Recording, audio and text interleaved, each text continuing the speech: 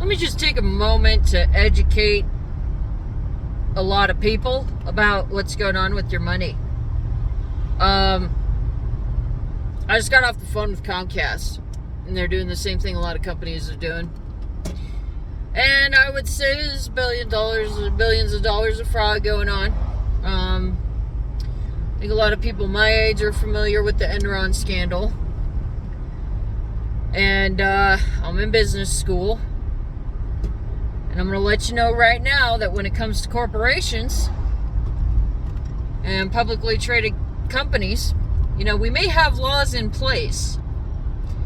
But what I'm seeing and what I'm noticing is a lack of enforcement of these laws. And also people not acting in their better interest.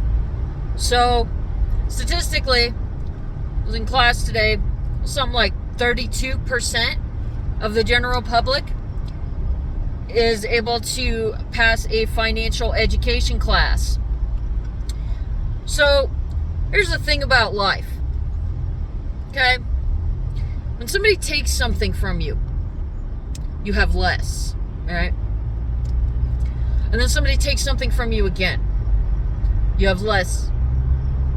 Now, if you take all the times that somebody has wrongfully taken something from you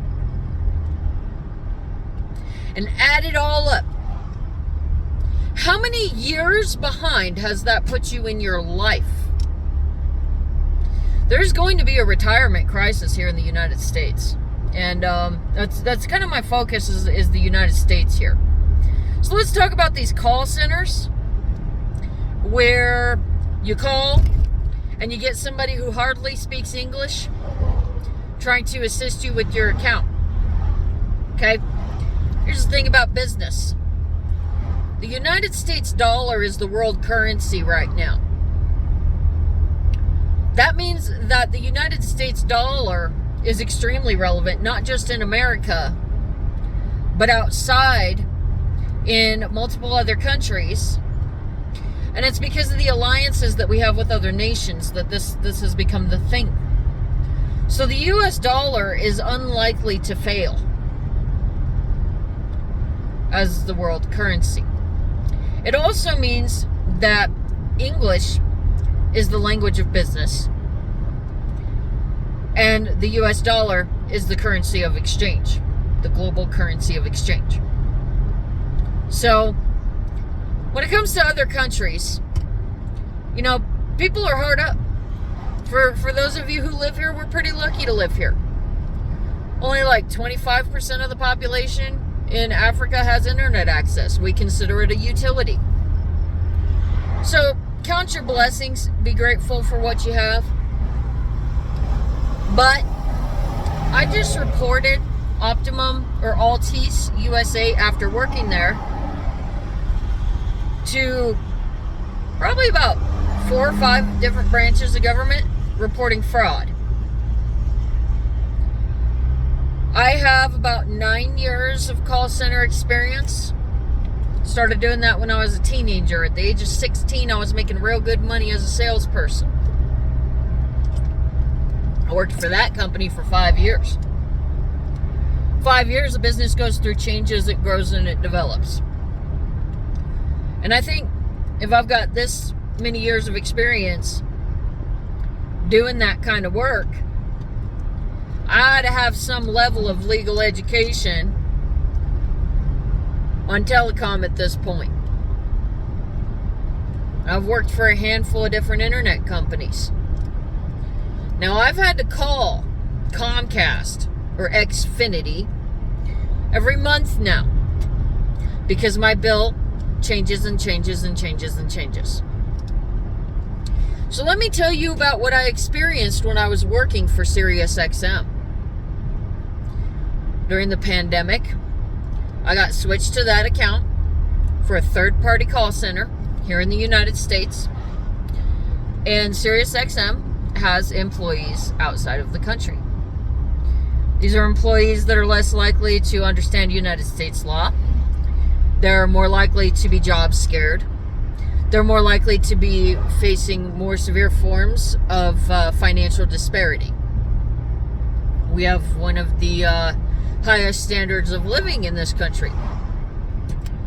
So, at SiriusXM, we were required to attempt to upsell every customer that we spoke to. Now, I was not in a sales position. I was as a customer service agent.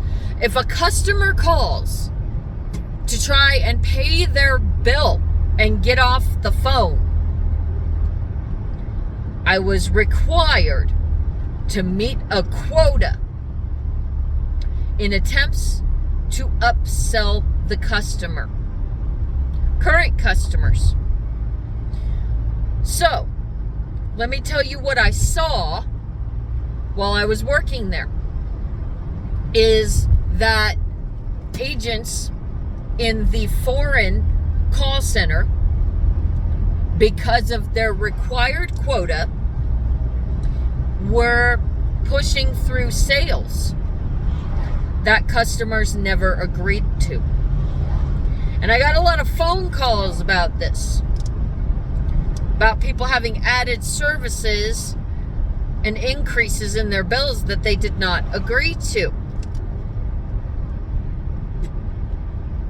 You are required as a call center agent to receive verbal consent from the customer before you push through an order. Now, if somebody's job scared, I mean, what it is it's mismanagement, it's poor management, and it's the head figures of the corporation holding employees to unrealistic standards, and that if they don't meet those unrealistic standards, they lose their job. SiriusXM did terminate me for not meeting those quotas. I won't engage personally in unethical business practices. Optimum, Altice USA, I mean, a lot of these call centers I've worked for, they're third party. And they subcontract, and the client hires them, so they don't got to pay for the, roof and the call center agents and the cubicles and all of that stuff. It's actually not a very good practice if you're running an internet company to handle things that way, because there's less direct communication with things like knock. Yeah, they terminated me. And it's because I discovered fraud going on customers' accounts. So, there was unexplained billing items on customer accounts. I could probe the entire account and not find where a charge came from. Customers were calling in quite frustrated about certain billing issues that they've been having. There was a lady I spoke to that she had over $1,000 bill for a router that Optimum claimed was never turned in. She called and called and called and called and never got any resolution. Now, here's what I'm getting to and where you're getting screwed. Okay? It is my understanding, and I don't know if the laws have changed, because I learned this, like 10 years ago. But my understanding with call centers and the laws that call centers are required to abide by, and if there's been any change in this, somebody please let me know, that these call centers are required by law to allow customers to escalate their calls. So that means that if somebody, I call customer service line for some company, about the thingy with the thing in my account, and the agent is using profane language, cussing on the phone, treating me in ways that are inappropriate, making racist remarks, etc., etc. It could be anything. I, as a customer, have a legal right to do something about it. At least make sure their manager knows that, hey, your agent's not acting appropriate. So there's laws in place that require call centers to allow customers to escalate their calls. Now, what that means is I ask for a manager. You cannot tell me no. But over the past few years, there's a trend going on that I think needs to be investigated. And I think people need to be aware of it. And it is that most, if not all, of these call centers are now skirting this law by saying, there's not a manager available. Can I have them call you back? So I don't know if anybody's ever been on the phone and gotten dicked around and then, been told they're going to get a call back and don't get that call back. Technically, that should be considered illegal. That would be a violation of the law. I just experienced it with Xfinity. It's happening. Optimum is obviously doing that. That's illegal. You are not giving your customers means to an end when reporting things on their account that need to be fixed. So then what happens is we have customers that, for whatever service you may be receiving, if you're dealing with this, are losing $10 here and there, $20 for some customers. It's hundreds of dollars. Because of illegal business practices. And I'm telling you right now that fraud is a common thing. It doesn't matter that we have laws in place if nobody reports it, if nobody complains about it, if nobody does anything about it. Nothing gets done.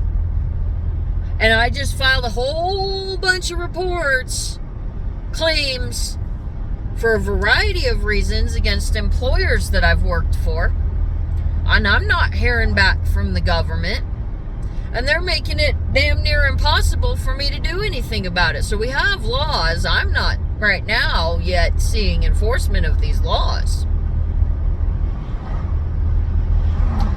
But when you're a company as big as Xfinity or Optimum, and you serve millions to billions of customers, and you take $10 here, $10 there,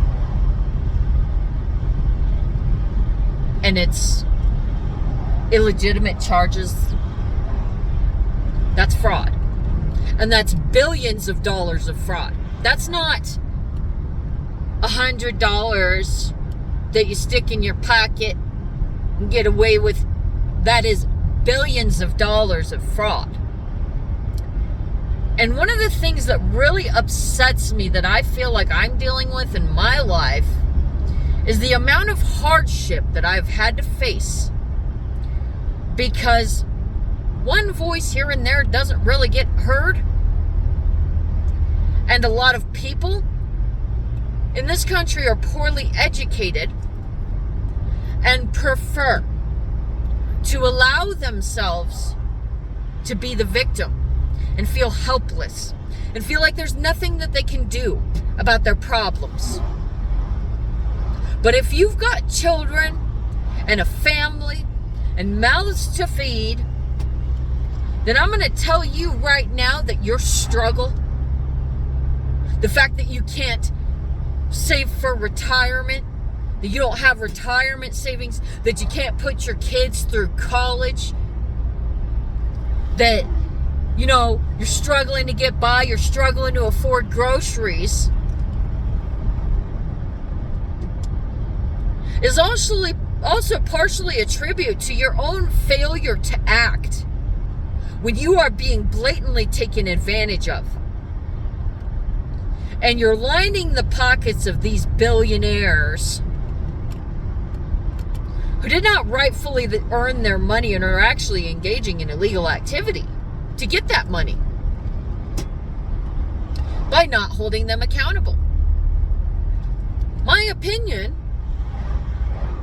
is that if you want to get somewhere in life, you should have enough self-respect to stand up for yourself and say, I'm not going to let you treat me that way. And if that means telling somebody that you're dating no, if that means breaking up with somebody because they're treating you poorly, if that means ending friendships because your friends are not treating you with respect, if that means suing somebody, you do it. If somebody did something that is not right and you let them get away with it, they will continue doing so. And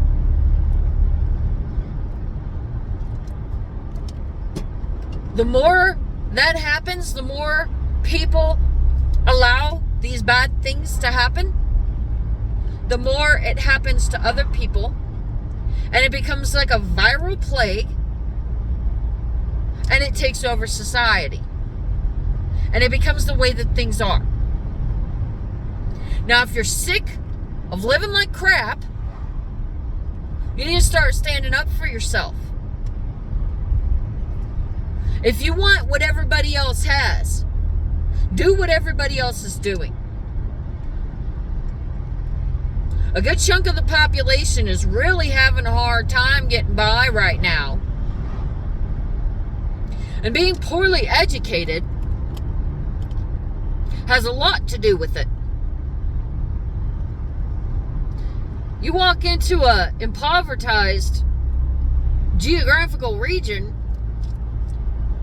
and you talk to the people in the area, and the things that they believe can be absolutely ridiculous and absolutely just not based in reality. And it's because they're isolated to their own experience and they do things like spread myths about money and how the world works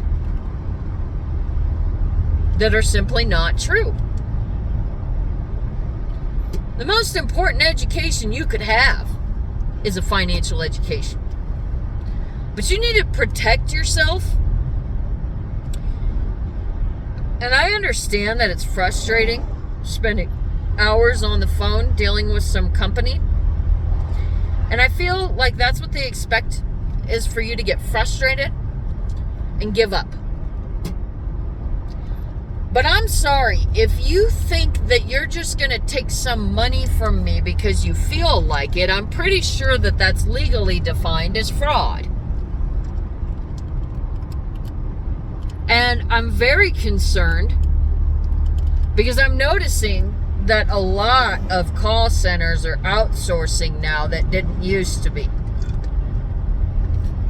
And I think that this language barrier thing, where you can hardly even understand the person that you're talking to, so then you kind of like assume that they can't hardly understand you either, is a means of attempting to make it appear like innocent naivety. That we're engaging in these fraudulent practices of stealing billions of dollars from people. And if you know anything about what's going on right now to the American working class, it's that we have a pretty serious wealth divide, in that the rich are becoming super rich and ridiculously just should not be where they're at. And the middle class is disappearing. It's called the wealth gap. It means that upward mobility, which is your ability to come out of an impoverished situation or become a different class within society than what you were born into, is becoming almost non-existent within the United States. So if you can't tell that the situation's getting worse,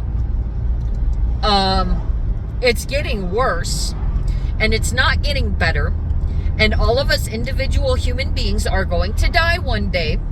And I'm going to remind you again that nobody has scientifically proven any legitimate means of existence after death. We can believe whatever we want to believe, but at the end of the day, nobody knows what happens when you die. So if this is the only life that you have to live, and you're going to let yourself be controlled and told who to be and what to be, and that women shouldn't act this way and men need to be this way, and we all got to conform to what somebody else tells us we ought to be, at our own destruction and misery, you will have a miserable life, and it will end. And if you get a chance to think about everything that happened at the end of your life, you will have regrets for everything that you missed out on. But because of the ignorance of the masses and the lack of accessibility to useful education, we have these problems. And I really want to see the federal government step in and do something about the fact that we have hundreds of companies embezzling billions of dollars off of the public and not being held accountable by using these foreign call centers as an excuse to not manage their accounting properly and resolve issues on customer accounts regarding illegitimate charges. And that means that people need to start reporting this to the government entities that these companies are held accountable to. That's going to be the Federal Trade Commission, the FCC, if it's going to have anything to do with media, so internet, cable, stuff like that, television programs. I think radio programs might go into the FCC. If a company holds stock, if they provide stock that people can buy, if you can buy stock, that company is liable to the SEC. That's the Securities and Exchange Commission. You can file a report there. Things going on within the state or the state level, you contact the state attorney general. It wouldn't hurt if something happens within your state, don't matter who the fuck it is, to contact the attorney general either way. There's other consumer protection bureaus and stuff. There's a lot of entities that you could be contacting. And I think it would also be wise for us to figure out a way that we can kind of, communicate with each other. Let's get off these, like, don't just handle it with the government, because we don't know if our government's being accountable or not. We don't know what they're doing. I mean, if you file a report and they do nothing, how do you know? Because you're just one person. I don't know. Let's start our own, consumer protection forum website or something and make it well known. People need to get smarter and start behaving like adults. But I'm gonna let you know right now that if you got somebody that hardly speaks English as a customer service agent, my own opinion, from where I stand at this point in my life and what I've seen, is that I cannot trust these people with my credit card information. I should not agree to anything while on the phone with somebody from a foreign call center. they're probably going to do everything they can to not resolve issues on my account.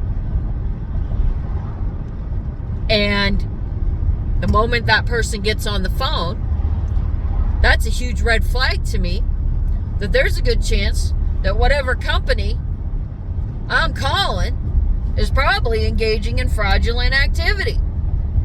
So there's that. Take it, run with it. I'm naming names. I don't care. I've had the crap beat out of me my whole life, and I'm tired of all of y'all. So if you're some billionaire that don't like what I'm saying, I'm going to say it. You can do whatever the hell you want. I don't care. That's the thing. I don't care. What you're doing is wrong. And maybe you shouldn't do that kind of stuff if you don't want people coming out here saying this kind of stuff. Y'all don't pay us a living wage. What reason do I have to protect you when you're doing illegal shit? You ain't incentivizing me. I'm not getting paid enough to keep a roof over my head anywhere. You can't be an average citizen and make a living anymore. Get smart. I got no problem coming out and telling people what's going on. But we need to figure this out. I doubt that, people are going to hear me or they're going to give a damn, because I feel like all I see around me is stupid. And it's a damn shame. But the more you let people take from you like that, that's more for them and less for you. And if you ever want a house or some standard of living, can't let that happen. You know what, man? I was just thinking, I'm going to post this video and I got to figure out what I'm going to put it as. So let's just coin a new term for what we can call this crap that these people are doing. I'm going to call it customer service fraud. There you go. They're committing fraud through the customer service department. One more thing about this thing where they tell you that there's no manager available and they'll have one call you back. There is a manager available. You just gotta scream and yell a bunch of cuss words and refuse to get off the phone. I don't know if there's terminology for that when a customer holds a phone hostage. But it's almost never that the manager's actually tied up. I mean, I've seen, during weekly meetings, the manager might not be available during like a certain window of time. But no, it's being done to avoid escalating calls and resolving these issues. It's not that there's not a manager available. And if that's a problem for the call center, then they need to hire more managers, because you guys have legal rights. So, just so you know, there is a manager available. It's not that there's not.